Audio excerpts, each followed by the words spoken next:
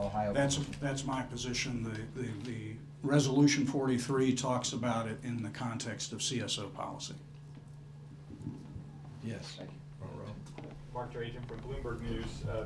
You all have made kind of broadly many of the complaints that you hear from members of Congress and from members of industry about the Obama administration's Environmental Protection Agency. Are you criticizing this administration's management of the EPA in this area, or generally the EPA's handling of it? Let me just, if I could just, and I'd like to hear from them. Officially, we applaud the integrated planning policy that's been initiated by the Obama administration, working with the EPA administrator in the White House. We've had several meetings, and I think you hear that today. We just want it to be, we want to move faster. And in the meantime, There's also this complaint about the consent decrees and going to shall. oh yes, that is happening. But you asked me specifically about the Obama administration. I said in the beginning, this didn't start with Barack Obama. We've been dealing with this, I think, with 4 presidents. As soon as the money went away and the mandates came, and we've had national campaigns working with the counties and the League of Cities and others on unfunded mandates. So it did not start with EPA Administrator Jackson. We started with Carol Browner back in the Clinton years and through the Bush years, et cetera, et cetera. So it's very, very important. And you heard every mayor say it. They were encouraged by the integrated planning policy of this administration. We just want it to happen and happen soon because we're in a recession and money is still having to be paid out. And so after I've said that, I will stand by what the mayors have said and let them elaborate. Well, Chattanooga has been in this business for a long time. We worked with William Ruckelshaus when he was there the first time with EPA. And we worked with every successor since then and every president who has been there since then. We were there before, and I'm pretty sure we'll be around after this present administration whenever they leave office. And we will still have the same problems to deal with. No city knows the value of clean air and clean water better than Chattanooga because we've experienced it. And we are not asking for a timeout on the goal of clean water. We are asking that the necessary cost be shared with all of those communities around us. Back in the 60s, we planned a regional system at the behest and with the funding of the federal government, the U.S. Public Health Service. In the 1970s, well before this administration, we were cut loose and they said, you're on your own. And since that time, we have done all that has been done to clean up the Tennessee River below Chattanooga. And it's a very clean river now. You see all of the kind of activity that Mayor Berger and others have described around their communities. But we have the gap that still needs to be closed, the work that still needs to be done. And we're asking for time out as far as us being the only financer of what needs to be done. We want to see the load shared by the communities that contribute to the pollution, and those are in our region. And I don't think that's unreasonable. To be a little more clear, it goes back to 2 Bushes, a Clinton, and the present administration. But the present administration went through the recession. That's what exacerbated all this discussion and really brought it to the forefront. I wanted to add, and I touched on it, I believe this administration has been truly working and collaborating. I think the frustration you're hearing is we have been anticipating a response of this body of work that we've been asked to the table to discuss nationally, and we're waiting for something that they produce from those products. It was committed to us in March 31st, so I think that's kind of the frustration that we have. But this administration, I've been a mayor now for almost 10 years. This administration has been one of the most open, transparent, accessible administrations, and really outreaching to, again, make sure that we move forward in a partnership. And I can't agree more. You know, we're asking, it is a recession. It is a tough time. And that's why I think one of the things I could agree more with is the exacerbation of that and new fees. I just want to address the administration, because as far as I'm concerned, Barack Obama and Lisa Jackson have gotten the EPA regional administrators to the table, and we're working with them. We're trying to outline to them what our point of view is as administrators and chief executives who have to manage whatever it is that comes down, no matter what system we use. But there is no criticism of the Obama administration with regard to actually having EPA involved with the mayors. We're just articulating our point of view. We know that career administrators in EPA have a particular point of view as well.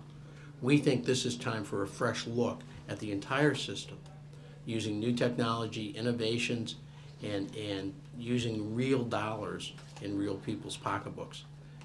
We've almost gotten there, and we think working with the EPA, we can get the final product of clean rivers, clean water, clean air. But this is no slight at all on the Obama administration. And as a matter of fact, since I'm the only mayor from Massachusetts, I'll be happy to take questions on Mitt Romney as well. Yeah, I have a question back here. Yeah. Yes, thank you. My name is Amina Sayed. I'm with the BNA Daily Environment Report. And I kept hearing all of you say that you want to focus more on permits, but at the same time, you're all talking about the burdens that you're facing in complying with consent decrees. I'm talking in the context of integrated planning.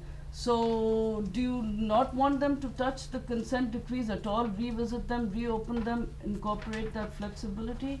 Or I'm sort of getting a mixed message from all of you, and I would appreciate clarification. I think it's, again, underlying this whole thing is, all of us are at different stages with the EPA, depending on what region you're in, what level of problems you have with CSOs, what other issues you may have that are impacting your ability to do what EPA wants.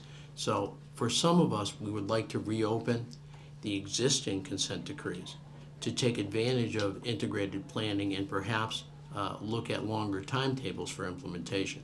I think others are at different stages and may use integrated planning as a way to finalize their negotiations or to look to the future for other negotiations that have yet to occur. Any other responses to that question? Well, I'd like to say, those of us that have children, you give them a bag of blocks, and what do they do with it? They stack them up. They build something. And that's what the permitting process is. You're going in and you're taking your problems in some type of an order and saying, all right, we've got a solution here and a solution here.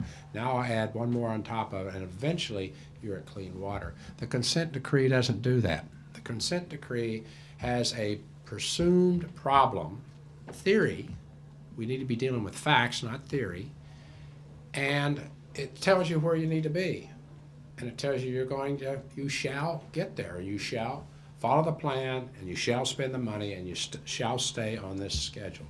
The permitting process is much different. You're building it together as we did in the 70s and 80s with EPA, as we went from primary treatment first and then secondary treatment. We need to go back to that philosophy.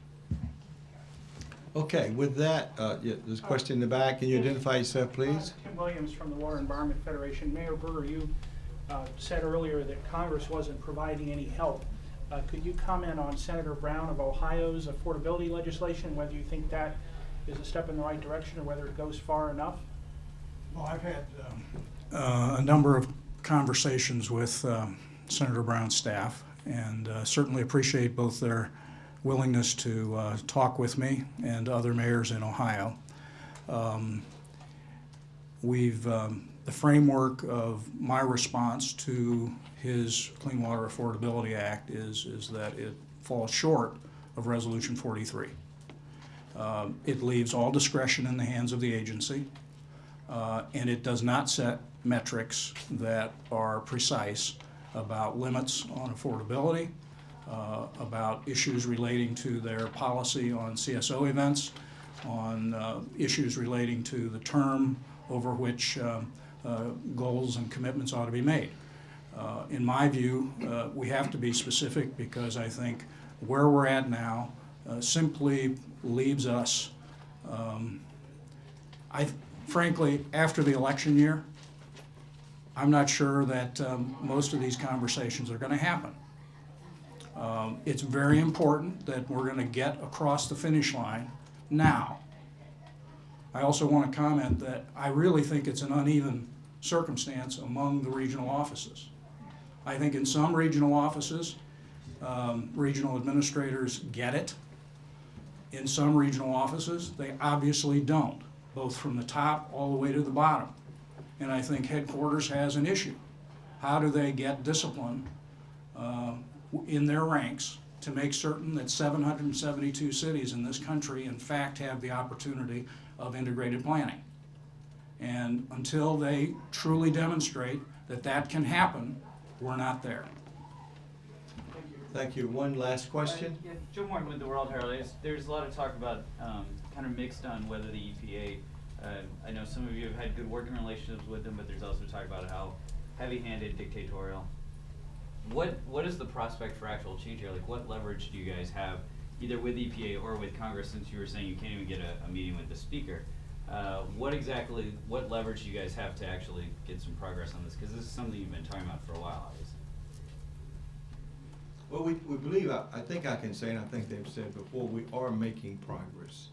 We do have an administration with an EPA administrator that's a friend of the cities, and she is doing everything she can to bring us to the table. And we will all be working very hard on integrated planning. But after we have said that, there are still challenges. So right now, we're playing, I believe right now, we're working inside with the administration, with EPA to solve these issues. That's where we are right now. Every now and then, we are being called by members of Congress. And of course, we will be assembling for the 80th Annual Conference of Mayors in Orlando, Florida on June 13th. And these issues are still in front of us as we have the resolutions that the two mayors have put forth. We have our Water Council, we have the Environmental Committee, we have the body of mayors that will come from all over the nation. So I think we're in the spirit right now of saying, hey, time out. At the same time, let's continue to work with the integrated policy that we asked for and has been given to us. Still there are challenges, but I think that's the best answer we can give you. And so with that, I would like to thank all the mayors for being here and participating in this event, the 40th anniversary of the Clean Water Act.